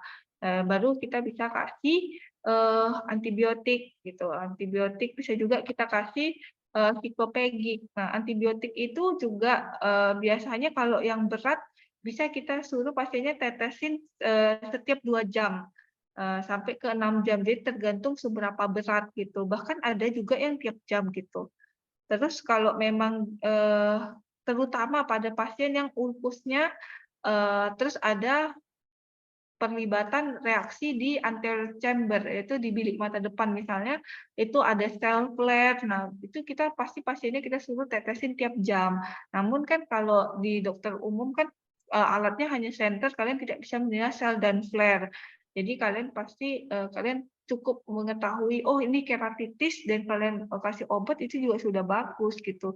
Atau setidaknya pasien yang sudah berobat ke dokter mata, terus mereka menanyakan, "Dok, ini saya dapat obat mata, ini apa ya? Saya tidak tahu. Apa, saya cuma tahu tetes, tapi saya sebenarnya nggak tahu ini obat perlu saya terusin atau enggak, atau obatnya ini sebenarnya difungsikan buat apa?" Nah, setidaknya kalian bisa menjelaskan di sana gitu.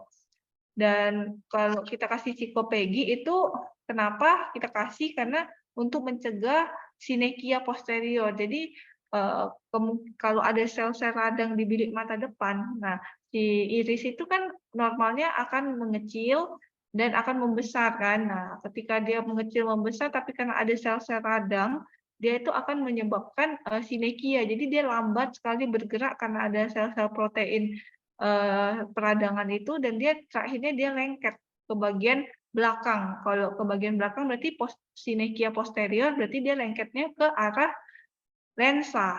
Kalau dia sinekia anterior, berarti dia lengketnya ke endotel, ke bagian kornea.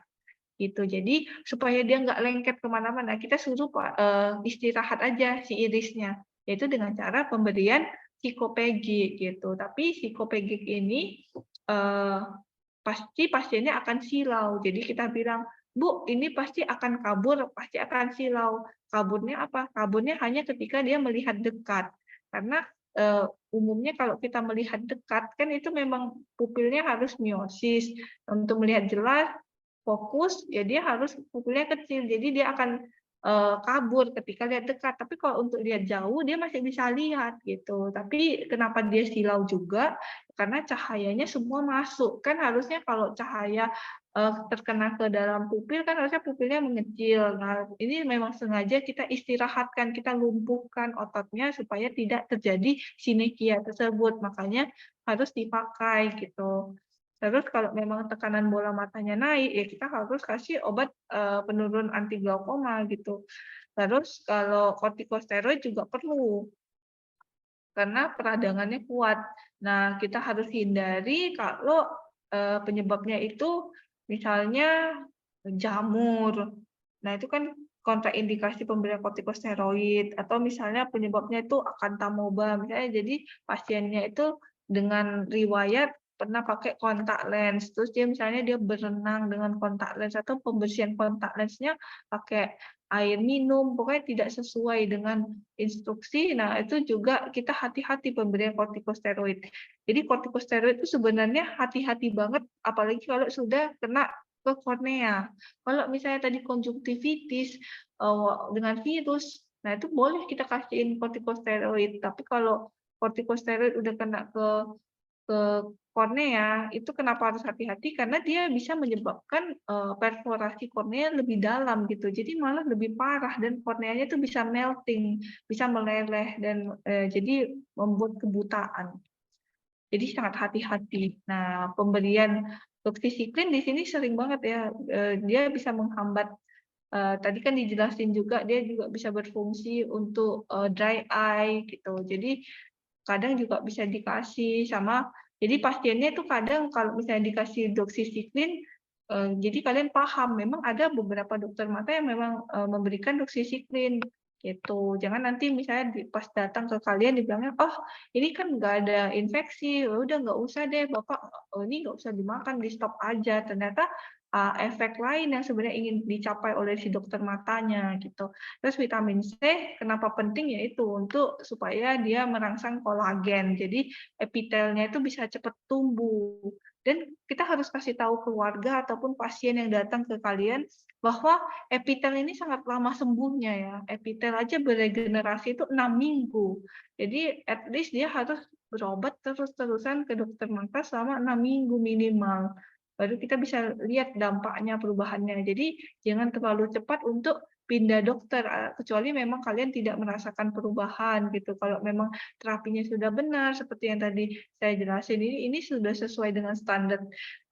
Jadi ini sesuai dari buku American Ophthalmology gitu. Jadi ini kalau memang sudah sesuai ya udah berarti memang sudah tepat pengobatannya gitu. Lalu kita lanjut ke keratitis yang diakibatkan oleh virus. Jadi kalau kalau sign and symptom-nya ya kurang jelas ya, kecuali memang ciri khas ke HSV, HSV atau HZV, HZO, herpes zoster virus, ophthalmicus ataupun herpes simplex virus. Nah, itu ciri khasnya harus kalian fluorescein. Biasanya akan menimbulkan gambaran dendritrik seperti ini. Atau bisa dibilang bulb gitu. Jadi dia akan menyebabkan ciri khas, ini khas banget. Terus apalagi misalnya pasiennya ada Hutchinson sign, nah itu dia artinya sudah kemungkinan besar tuh ya virus gitu. Saya pernah pas jaga itu sehari datang 3 orang dengan HZV, tapi orang yang berbeda, tidak kenal satu sama lain. Jadi ini juga musiman dan ini sangat menular gitu, apalagi pasien dengan imunnya sedang rendah gitu.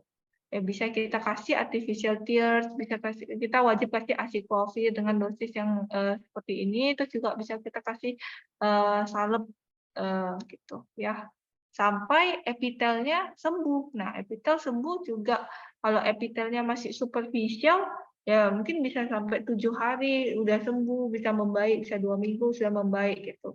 Nah, kortikosteroid di sini kan seperti dikatakan tadi, kortikosteroid sangat hati-hati pemberiannya kalau dia sudah melibatkan ke kornea. Jadi sebaiknya kalau ragu-ragu ya udah jangan dulu. Kalau memang korneanya tidak melibatkan kornea, ya udah kalian boleh aja kasih. Apalagi misalnya dia peradangan matanya merah. Obat kortikosteroid itu sangat sering diresepkan gitu oleh siapapun. Bahkan apotek sekalipun cuma lihat oh mata merah, ya udah coba aja pakai pipret, pakai sitrol. Nah, itu kenapa disebut obat dewa?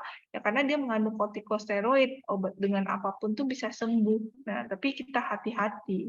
Tahu gimana kita tahu dia udah melibatkan kornea atau tidak? Ya dengan diwarnain dengan fluoresen ini. Kalau memang fluoresennya negatif, ya berarti korneanya aman gitu. Ya nggak apa-apa dikasih.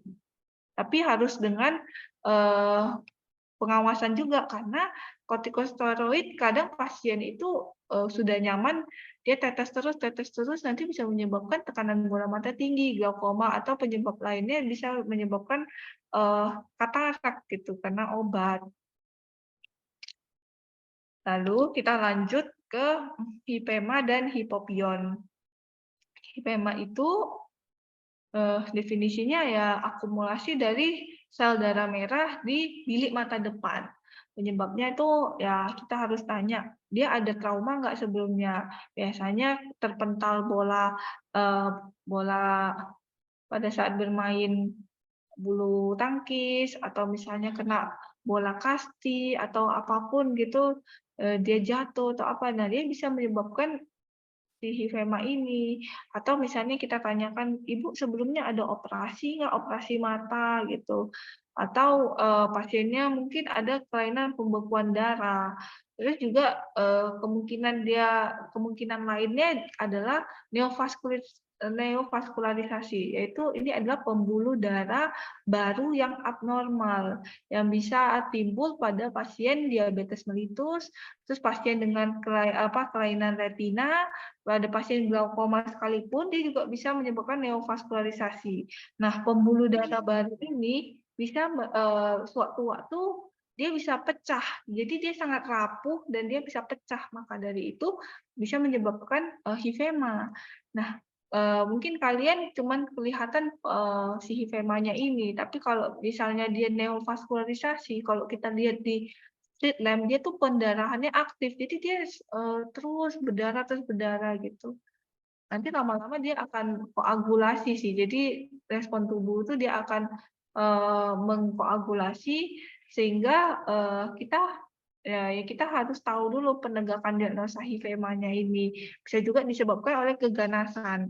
Nah, gimana sih untuk ngitung hifema? Sebenarnya untuk grading-grading ini kalian di lapangan ini kurang ya, maksudnya kurang dipakai. Kalian mau bilang grade 1, grade 2, lebih kita sering itu pakai yaitu pengukurannya ukur dari inferior corneal nimbus, kita tinggal bilang, ini kamu anggap berapa kali. Nah, ini bilangnya misalnya 1/4-nya, Dok, sudah terisi oleh hifema. Ya udah cukup gitu. Atau misalnya dibilang setengah dari bilik mata depan gitu. Boleh atau 3/4-nya sudah penuh atau full. Nah, cukup dengan seperti itu ya. Kalian sudah bisa mengatakan gimana menulis hifemanya, yaitu hifemanya setengah dari bilik mata depan.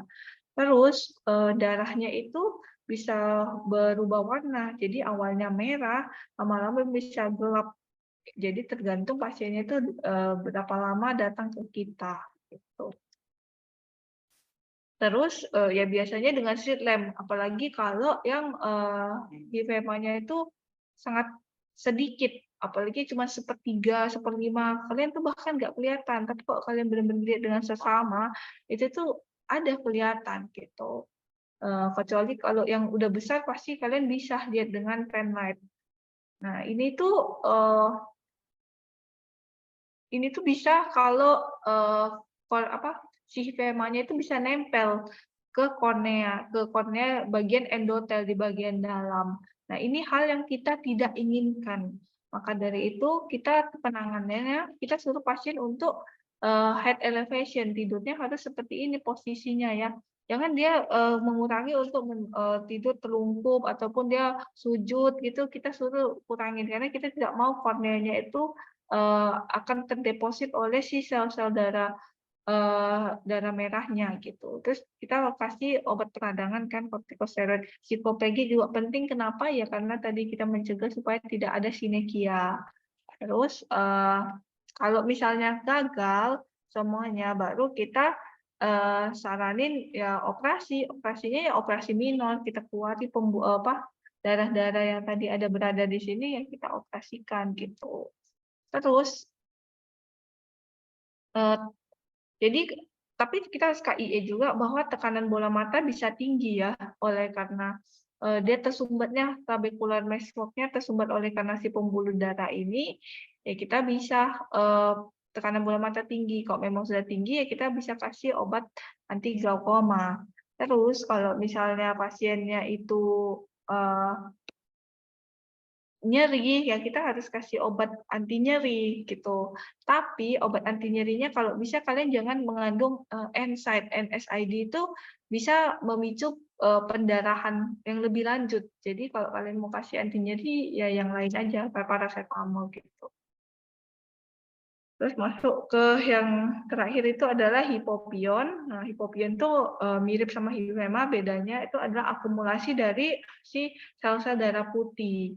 Nah, dia berada di bilik mata depan. Etiologinya itu biasanya sih karena bakteri.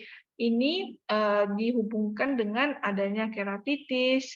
Nah, awalnya keratitis bisa, terus kalau keratitis tidak disembuhkan bisa menjadi ulkus. Nah, kalau ulkus atau kalau misalnya ada peradangan lagi yang lebih lanjut bisa menyebabkan uveitis. Nah, uveitis ini juga bisa sel-sel radang kan respon tubuh kan berlawan dengan sel-sel inflamasi dan akan menyebabkan hipopion ini. Terus setelah operasi juga bisa. Terus kalau peradangan yang lebih lanjut endoftalmitis juga bisa menyebabkan hipopion. Nah, tanda dan gejalanya ya banyak, tergantung dari masing-masing penyebabnya. Nah, kalau kalian sudah tahu penyebabnya itu apa, ya kalian baru bisa mengarahkan ini hipopion et causa apa. Jadi hipopion itu sebenarnya suatu tanda, tapi penyebabnya itu harus kalian cari tahu. Untuk penegakan diagnosanya dengan cara apa? Paling tepat adalah pengambilan cairan aqueous ataupun vitreous. Nanti dilakukan gram sama kultur. Jadi dilakukan cek lab di laboratorium. Nah, dengan cara apa?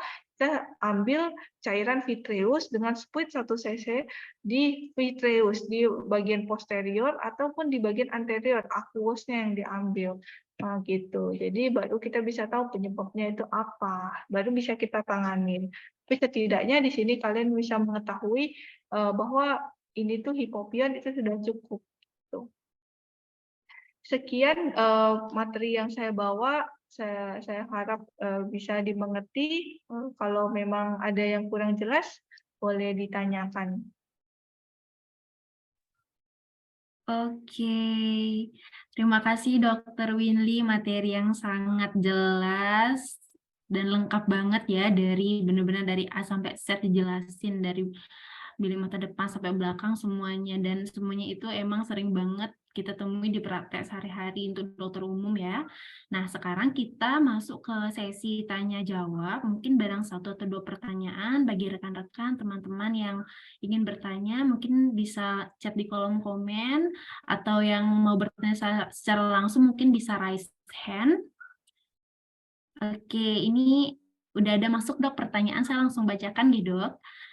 Jadi ini dari Triparamarta. Dok mau tanya, kalau ngencerin phenylephrine untuk DD episkleritis dan skleritis itu pakai NS atau Aquades ya Dok?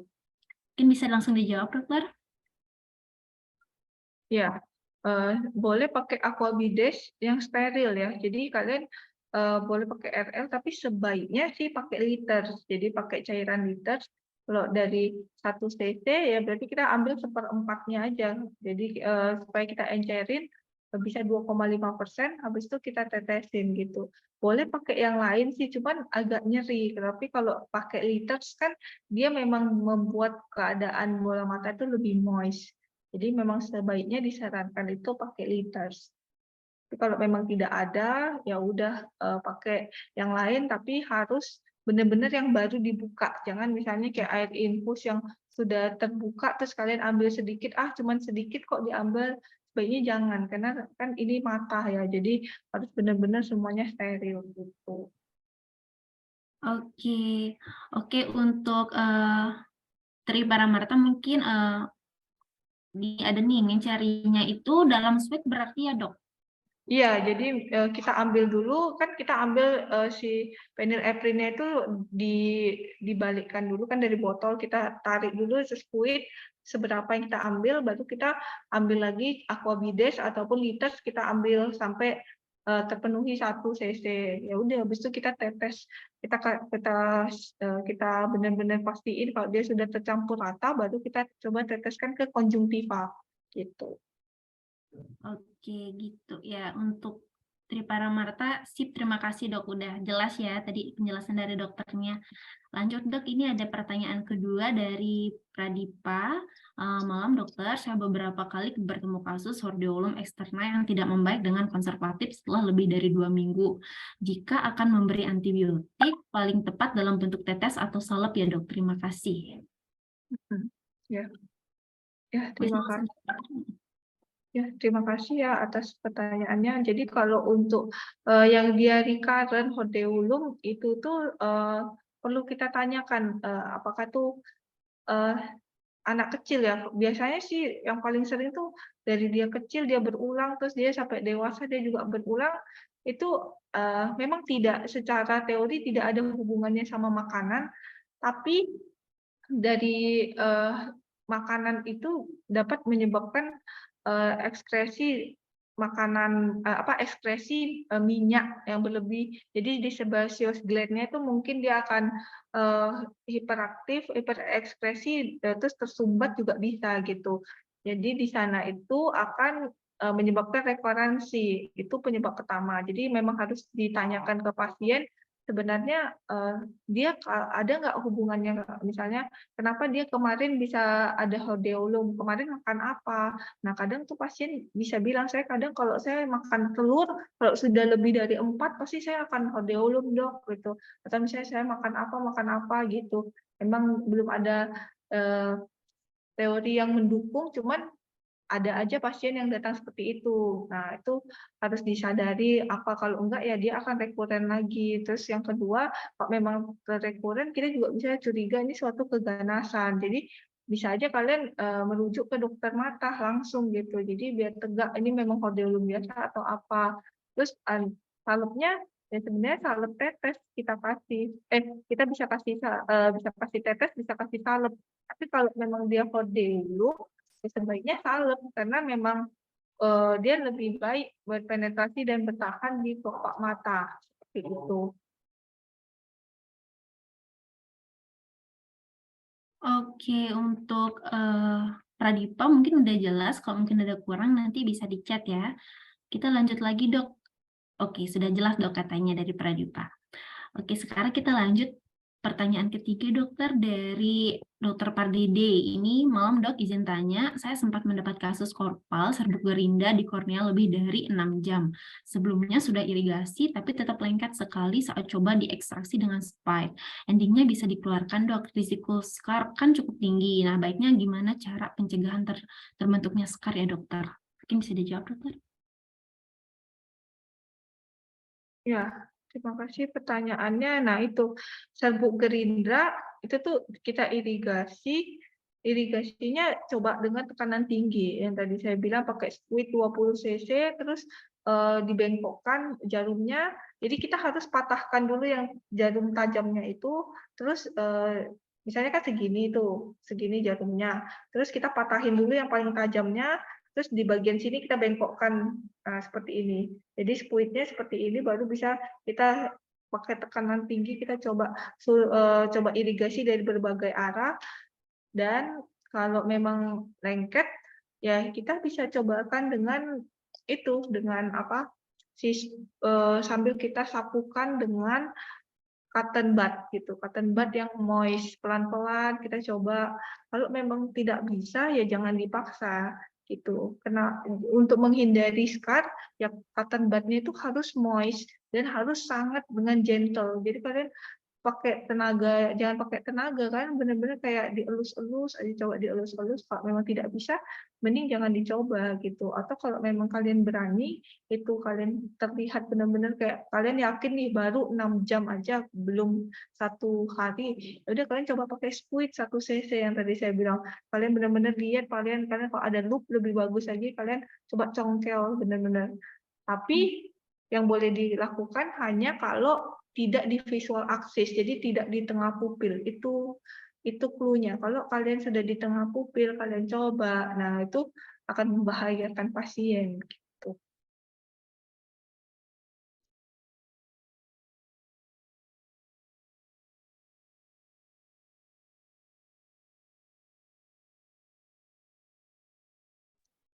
Oke, untuk Dokter Pardede, Mungkin sudah jelas dari penjelasan dokternya, kalau misal kurang nanti bisa di chat ya. Lain, apabila ada kasus-kasus ada dari penjelasan dokternya kurang jelas, mungkin bisa ditanyakan atau langsung raise hand juga boleh. Oke, jadi memang dok ya di praktek sehari-hari, kebetulan saya juga lagi internship, hampir setiap hari itu memang ada aja kasus mata yang datang ke PKM tempat saya internship gitu. Jadi teman-teman kalau misalnya ada yang mau nanya, boleh ya. Ini dari Pak Dede lagi, dokter. Apakah ada hal yang perlu di follow up atau diberikan setelah tindakannya, dok? Setelah tindakan pengangkatan ekstraksi benda asing, oh ya ada, ya diberikan antibiotik gitu. Nah kalau SCAR itu tuh tidak ada obat yang menghindari SCAR. Jadi SCAR itu akan terbentuk apabila kita mengeluarkan benda asing itu terlalu dalam. Apabila dia sudah kena ke stroma, pasti dia akan menyebabkan SCAR. Maka dari itu kita KIE ke pasien. Nah kalian tahu dari mana ini sudah kena stroma atau tidak? Makanya harus pemeriksaannya dari slit lamp gitu, dari dokter mata yang bisa menilai, wah ini kedalamannya sudah sampai stroma. Jadi sebelum kita ekstraksi, kita sudah bilang, Bapak ini sudah terlalu dalam. Kalau kita coba keluarin, kemungkinan akan terbentuk jaringan parut di kemudian hari sangat tinggi gitu. Dan Bapak ini korneanya akan putih, jaringan parutnya itu akan putih. Kalau memang dia kena di tengah di visual aksis, Bapak akan tertutup visual aksisnya. Ya nanti ada penanganan lain seperti cangkok kornea ataupun ya paling sering sih cangkok kornea ya kalau udah di visual aksis gitu. Kalau scarnya di ujung bukan di visual aksis ya nggak apa-apa, dia tidak akan mengganggu penglihatan seperti itu.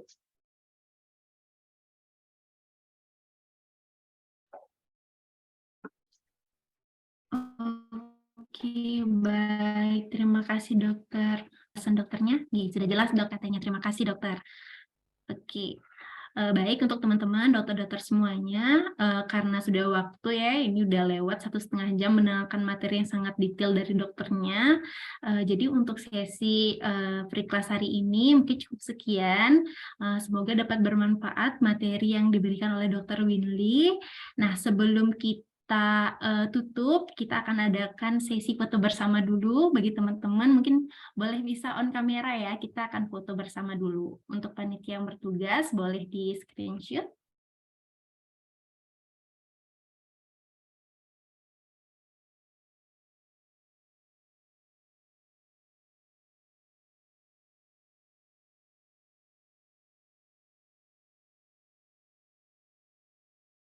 Oke.